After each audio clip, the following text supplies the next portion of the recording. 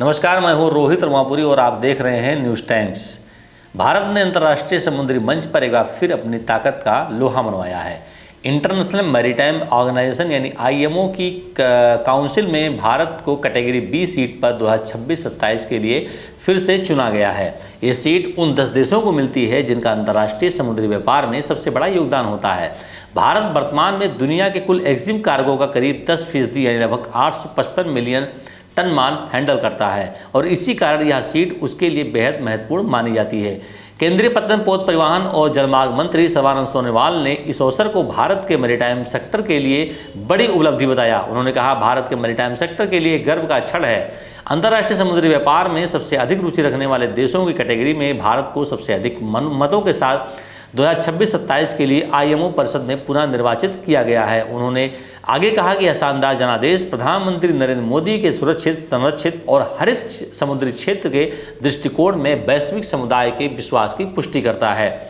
आपको बता दें कि भारत आईएमओ के प्रारंभिक सदस्यों में से शामिल है। देश ने वर्ष 1959 में आईएमओ सम्मेलन की पुष्टि की थी और तभी से सदस्य राज्य के रूप में सक्रिय है। काउंसिल के गठन के बाद से भारत लगातार इसमें चुना जाता रहा है। केवल 1983-84 के 2 वर्ष ऐसे रहे जब भारत काउंसिल का हिस्सा नहीं रहा। इसके अलावा पिछले 6 दशकों में भारत आईएमओ की काउंसिल का एक अस्थायी और प्रभावशाली सदस्य रहा है। दुनिया के तमाम सदस्य देशों में हर 2 वर्ष में आईएमओ असेंबली में गुप्त मतदान के जरिए काउंसिल का चुनाव करते हैं और 2025 के चुनाव में भारत को 169 में से 154 वैध वोट मिले, जो उसकी बढ़ती वैश्विक साख को दिखाता है। इस बड़ी वैश्विक उपलब्धि में मंत्रालय के वरिष्ठ अधिकारियों की भूमिका भी अहम रही है। शिपिंग पोर्ट सचिव विजय कुमार जहां बधाई के पात्र हैं, वहीं डीजी शिपिंग श्याम जगन्नाथन की कार्यशैली की खासी चर्चा हो रही है। जगन्नाथन ने फर्जी भर्ती, धोखाधड़ी और निम्न स्तरीय प्रशिक्षण जैसी चुनौतियों पर सख्त एक्शन लेकर समुद्री क्षेत्र में अनुशासन और गुणवत्ता दोनों को बेहतर करने का प्रयास किया है। उनके द्वारा किए गए कई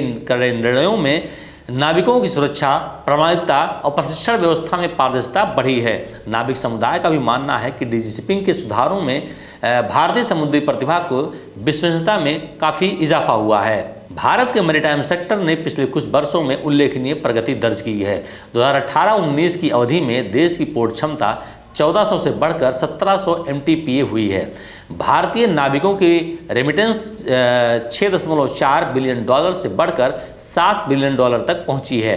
आयात निर्यात में 8% की वृद्धि दर्ज हुई है और आईएमओ में भारत की प्रस्ताव सफलता दर 85% तक पहुंची है। समुद्री अर्थव्यवस्था का राष्ट्रीय जीडीपी में योगदान बढ़कर लगभग $100 बिलियन यानी करीब 3% हुआ है। नए कार्यकाल 2026-27 के दौरान भारत से कई महत्वपूर्ण उपलब्धियों की उम्मीद की जा रही है। भारत आज वैश्विक समुद्री ताकत के कई पैमानों पर प्रभावशाली स्थिति में है।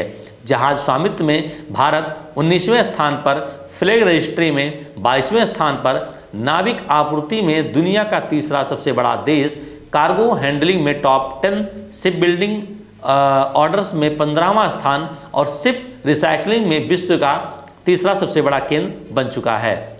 समग्र रूप से भारत को दुनिया की 16वीं सबसे बड़ी समुद्री शक्ति माना जाता है। अमृतकाल विजन, सागरमाला, IORA और ब्लू इकोनॉमी मिशन जैसे कार्यक्रमों के तहत भारत का लक्ष्य है कि 2030 तक देश को विश्व की अग्रणी समुद्री महाशक्ति के रूप में स्थापित किया जाए। आईएमओ काउंसिल में इस बार मिला पुनर्निर्वाचन भारत की इस रणनीतिक यात्रा को और मजबूत प्रदान करता है।